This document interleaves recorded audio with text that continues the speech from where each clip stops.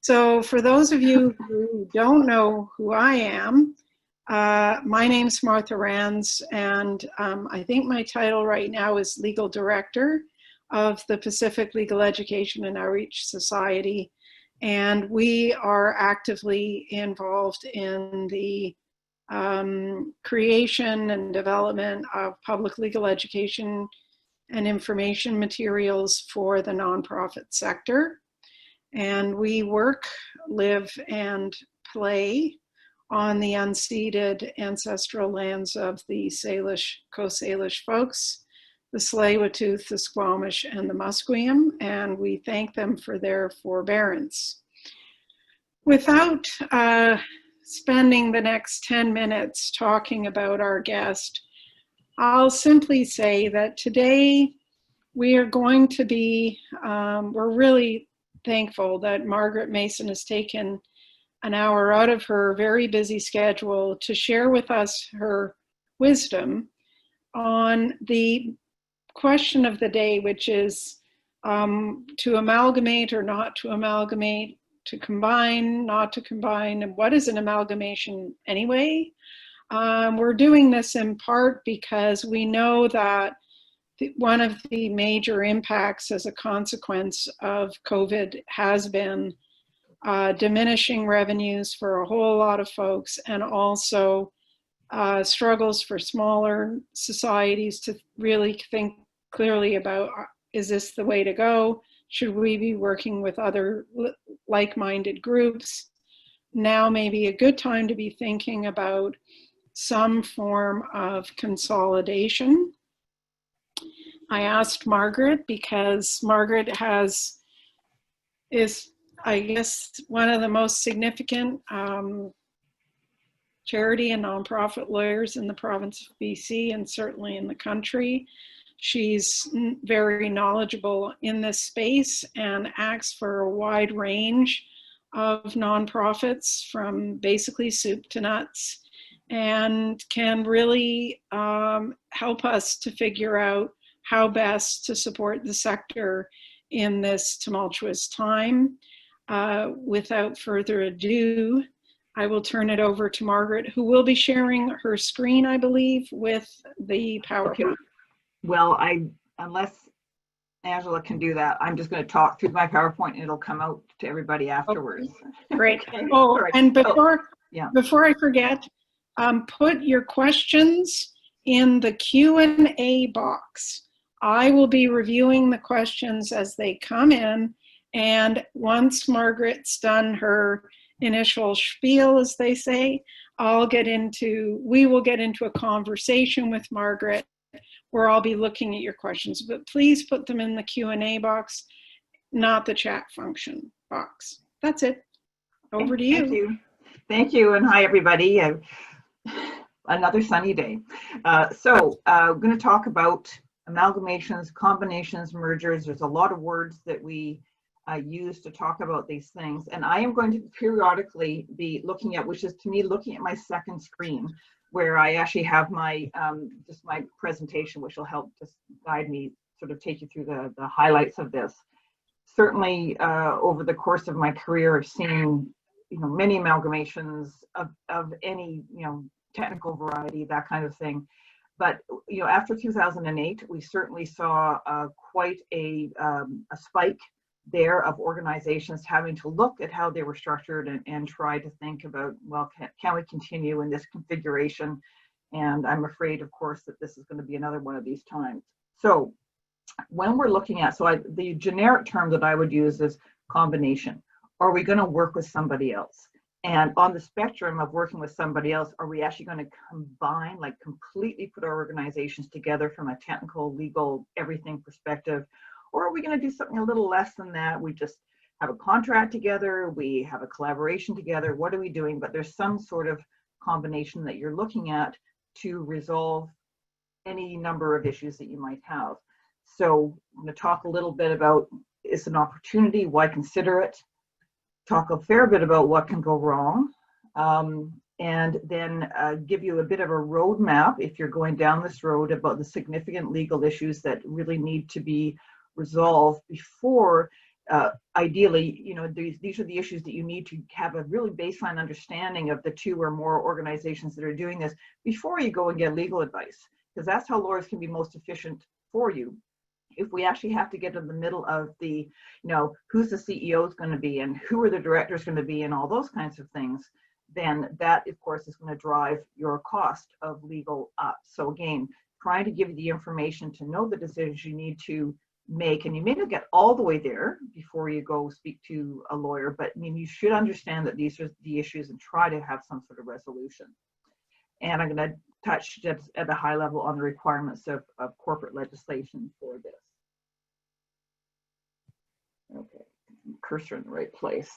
So why do we want to think about a combination? Well, basically there's somewhere between 86 and 87,000 charities in Canada, and of course at least double that number of nonprofit organizations.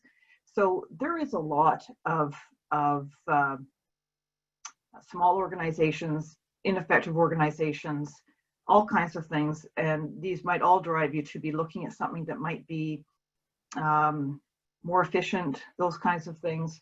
Is that generally what we're looking at is that there is some sort of strategic benefit to both organizations, that the opportunities that are going to arise from coming together wouldn't otherwise be there for either organization without the combination. It may be just an organic result from collaboration between the parties. You know, you put your big toe in the water and say, okay, let's work together on this project. Works really well. Realize that you might be more efficient if you did something more detailed in terms of a combination. Or it might be a lifeline for organizations because of a catastrophic event. Often, you know, total loss of funding if you have one significant funder, you know, withdrawal of core funding in essence. Certainly after 2008, with those social service agencies in particular that had significant government, BC government funding, I mean, many were told, gee, we're funding 5 of you organizations doing sort of the same thing in Surrey. We're only going to fund 2. You guys go figure it out.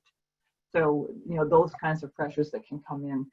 Also, it was possible to have a board or governance organizational failure where there's just some collapse at the governance level that means that the leadership is not there to be running as a standalone organization. So why we want to look at it is you may have an improved ability to provide services. You may be able to do them at a more efficient level. You may have some cost savings to come out of it. It may free up some resources that you can reinvest internally for other things. One of the things certainly that you all would have heard of is, you know, eliminating brand confusion. There are more than 190 cancer-related charities in Canada. And of course, a number of years ago, Breast Cancer and Canadian Cancer Society amalgamated. So, you know, there was a time where we must focus on this particular type of cancer over a period of time.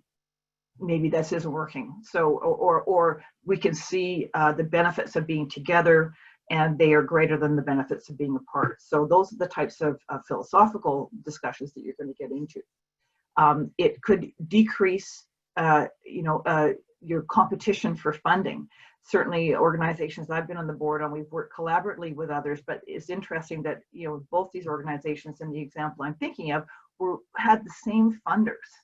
And so the issue there is, well, if we collaborate, if we actually merge, are we going to keep our same level of funding that we have as 2 organizations, or might that be reduced? They see it as 1. So those types of issues can be quite delicate.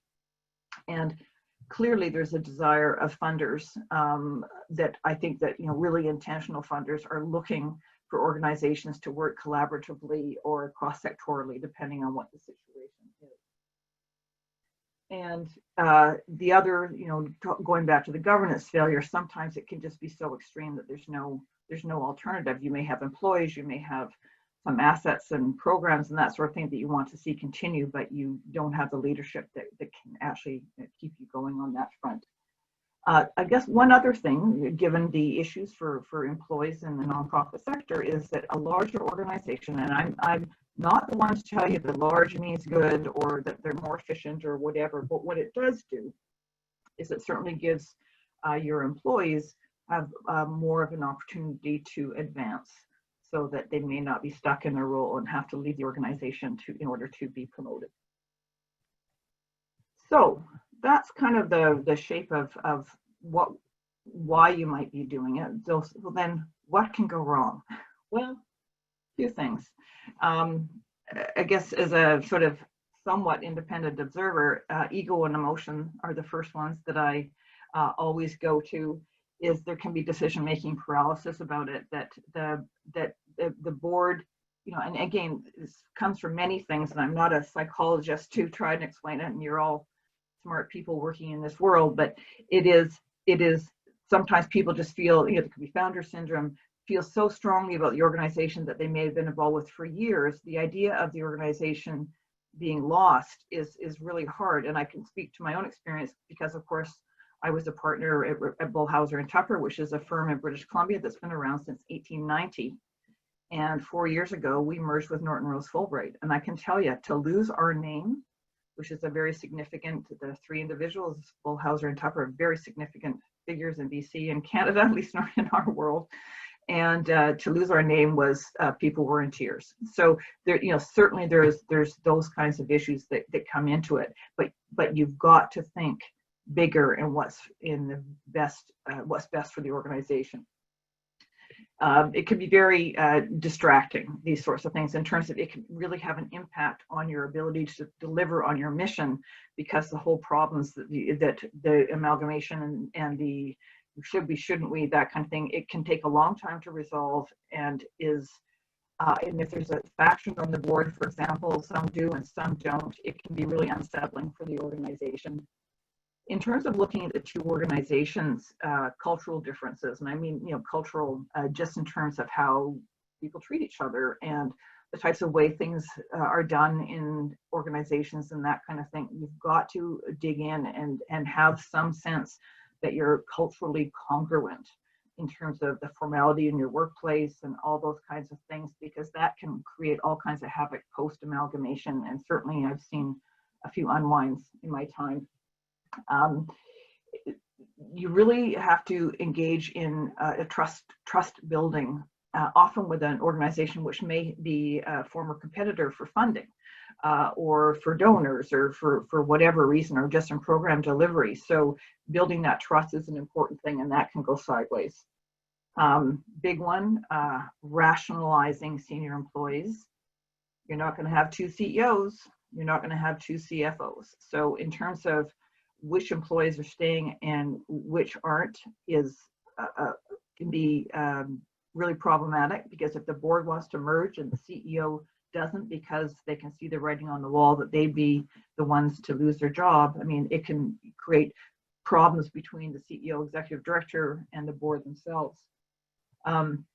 Sometimes when you get into it, one of the reasons you're wanting to do is for cost efficiency, and perhaps those aren't ultimately realized. There can be quite a lengthy adjustment period.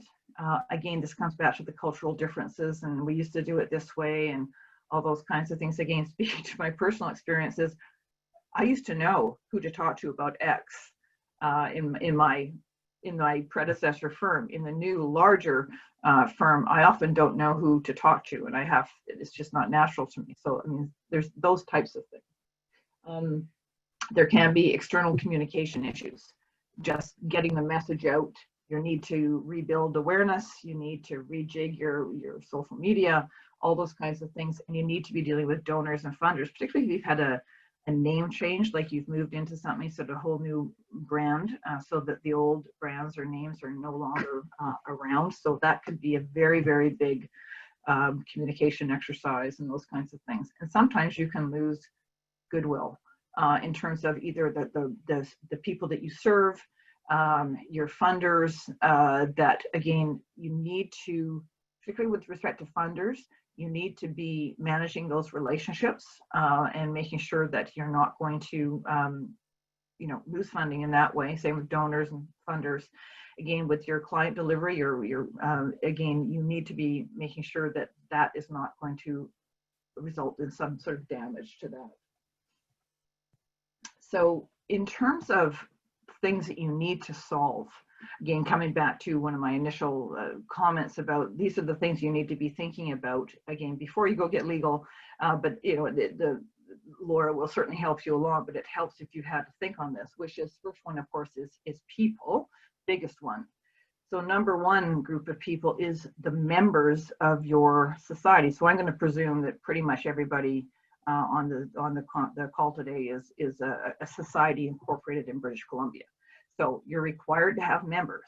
So you could be anywhere on the spectrum of your totally grassroots. You have lots of members, or you could be, your members and directors are the same humans. They just wear two hats. You could be anywhere in that range. But the bottom line is that you need to prepare your membership. And if it's a grassroots membership, a large membership, you need to do that soon. You need to socialize it, and you might want to do town halls, that kind of thing, about their willingness to accept the changes that you're proposing. Because the bottom line is, under our legislation, it is the members of the society that must agree, must approve the amalgamation. So the board can propose it and can negotiate it and all those sorts of things, but then they have to present it to the membership. And if the members don't buy it, you ain't amalgamating. So there's that. Next group is that we've got employees and senior managers. Who's staying, who's going. You need to get a pretty good handle on that quite quickly. There might be resistance, lack of cooperativeness, and of course, if your workforce is unionized, that's a whole bunch of different issues. But in terms of successorship and all those sorts of things. So again, you have to be mindful of the employees of the two organizations. I would also throw in here your volunteers. Now, your volunteers may or may not be members, but in many scenarios, they're not members of the society. So if they're volunteers, then again, there is something to be done there in terms of socializing the change and making people enthusiastic about it, helping them understand why this is a good idea for the organization. And last one on my list here is directors. And if you've got, you know, a board of, let's say, an organization 12 and 12, you're not going to have a board of 24. Or if you're thinking you're doing that, stop now. You know, the ideal board size is somewhere between 8 and 15, and 12 to me is kind of the sweet spot. You really shouldn't be bigger than that. And today's not the day for that debate, but that's the kind of board size. So to me, it's a failure of some sort of the amalgamation. If we basically said everybody is going to be on the board and then we'll just deal with it through attrition. I mean, that's one way of dealing with it. But you know, the reality is you need to figure out who are the ongoing directors going to be.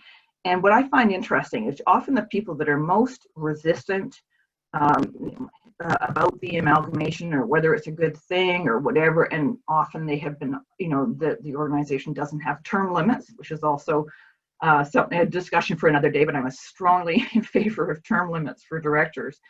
Often those people feel a very strong commitment to the organization, which is great, but when they're actually given a comfortable opportunity to conclude their service, they may be very happy to take it. And sometimes that's a way to to shift problem directors on who aren't contributing to the organization at all, other than their enthusiasm for the cause, but really as a director, they are not doing anything anymore if they ever did. So it's a way to maybe get people to move on when they should. So governance structure. So because the way that we do, you know, the formal confirmation that we call an amalgamation, it requires you to have a look at your bylaws, because you have to prepare a set of bylaws, which are the documents by which the organization is governed. You have to actually provide a set of bylaws when you do your filing. So it's an opportunity to look at your governance structure and figure out if it still suits for the new organization, if you're going to adjust it. So bylaws are how you get and get rid of members, how you get and get rid of directors, how you hold members meetings, how you hold board meetings, you know, some financial pieces, how we appoint our officers, all those kinds of things. That's what bylaws do. So it's an opportunity to look at, do we need to refresh the structure? And so you're looking at things like, are we going to have an open, anyone can be a member, or is it going to be closely held? And neither is good or bad. It just depends on what the organization does. If the organization really doesn't offer anything to members, having a structure where members and directors are one and the same makes perfect sense. And sometimes people get confused with, we want to have our supporters or our funders be members, and that doesn't always make a whole lot of sense. So looking at real members versus supporters and trying to draw where that line should be, the number of directors you're going to have, the qualifications you want them to have, if there are any you want to put in your bylaws. You know, they may need to have a certain qualification or certain qualities. Is there any involvement of external bodies? For example, does the Ministry of Health appoint a person to your board? Just as one, for instance. You've also got to look at your financial and programic issues, which is how do you forecast the impact on your revenue streams, and to understand in terms of your budgeting and looking forward, what's that going to look like? Are you going to, in this process, going to be rationalizing any of your programs? Are you losing some, going to do them in a different way? You know, just stopping doing certain things. You may want to have a look at what your current tax exemption is. If you're a nonprofit, it might make sense for you to become a charity. If you're a charity, you're stuck. You will be a charity. But there are things to look at there in terms of what's the best tax exemption for us. The nonprofit and the charity exemption are completely different and have different impacts. Other things that you need to resolve are third-party consents. Third parties with whom you have a contractual relationship, you have to get their consent. So your landlord, you know, whichever premises you're going to be using, you need the landlord's consent to amalgamate. You may need to get the consent of your funders, and not necessarily the consent, but you better let them know that, you know, we're amalgamating with another organization, and the name might change, and all those kinds of things. And if you're in the middle of a 3-year contract when you're doing this, I mean, you need to tell your funders about what's going on, because they may have something to say.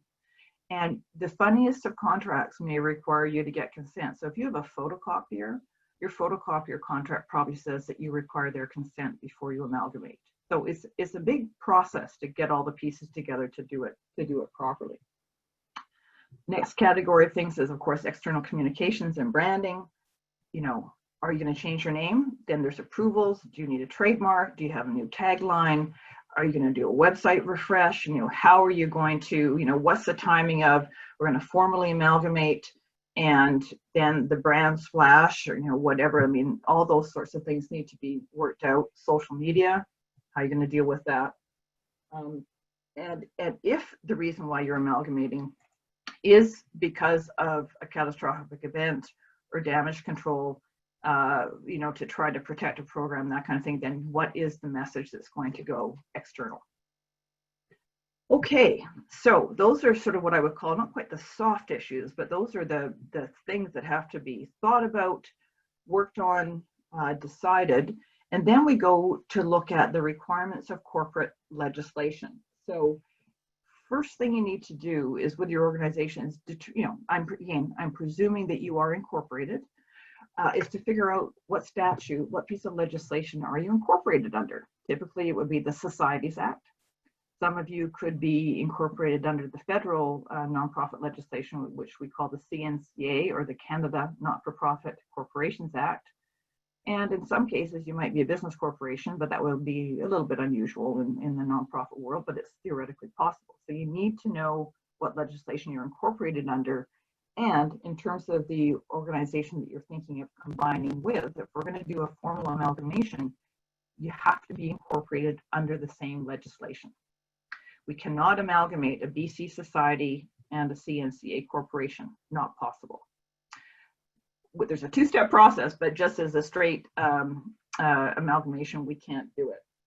So if you're both incorporated under the same legislation, then generally what the requirements are is we do an amalgamation agreement that says, here's who the members are, here's who the directors are, here's what our purposes are, here's our new bylaws, and here's what our name is, and a few other things like that. And it's an agreement that you actually sign, and that is what the members actually approve when they approve the amalgamation. So you have the amalgamation agreement that basically documents all these agreements. The board has to say yes, and the membership has to say yes. So you've got board resolutions and members' resolutions to pass. Now, if you're incorporated under different pieces of legislation, then there's two options. One is, for example, if you're incorporated, one is incorporated under the Canada Not-for-Profits Corporation Act and one Societies Act, we can actually have the CNCA Corporation continue, which is a legal process, into BC. So they cease being a federal corporation and they become a BC society, and then we amalgamate. So that's possible. Not every other province, for example, if you were looking to amalgamate a BC and an Alberta society, Alberta's Societies Act is so old, you can't continue into BC. So then we go to option 2, which is basically an asset and liability transfer, where we decide which of the two organizations is the one that will continue, and then we move everything into it. We transfer all the assets, the bank accounts, the funding contracts, the lease, everything. All the liabilities get transferred in by contract, and then we figure out the bylaw changes and do them, and figure out who the directors are going to be. So we just do it all by contract and by negotiation. So it all ends up in the same place. It's just different procedurally. And that takes me basically to the end of sort of my prepared remarks, because the moving forward, I mean, all of this is, as you can appreciate, you know, there's things to decide and it can be pretty complicated, but again, from my observation, it's the moving forward, it's the making a success of it that is really the biggest challenge in terms of what you're looking at. So with that, I'll flip it back to Martha and you can figure out questions or what's next. Great. And I'm back. Hello, everybody. That was great, Margaret. You know, it's sort of like there was a Push Festival show, which was circus acts in 24 circus acts in 24 minutes. And it's like, okay, 3, we're going to put them all up in the air. So for everybody that's been listening, there is a PowerPoint that we're going to circulate after the webinar. We really try to make these as conversational as possible. So, but you will have that PowerPoint. And we're also planning to follow up with a kind of a checklist that actually does set out much of this, but maybe with sort of questions to prompt you in your thinking as you prepare your conversations with the board around, is this something that we really want to do? And be prepared if and when you need to meet with the lawyer. So the one question that always comes up when I do one of these, Margaret, is what's the difference between an amalgamation and a merger, and why does it matter? Does it matter? It doesn't matter. I mean, from my perspective, they're just two words that ultimately mean the same thing. And for me, the distinction, I mean, there's a technical distinction, but is pretty meaningless in terms of what you're doing. Is either, are we going to amalgamate in the form, come together, combine in the formal way provided by legislation, or some other way? And whatever we call it doesn't really matter from my perspective.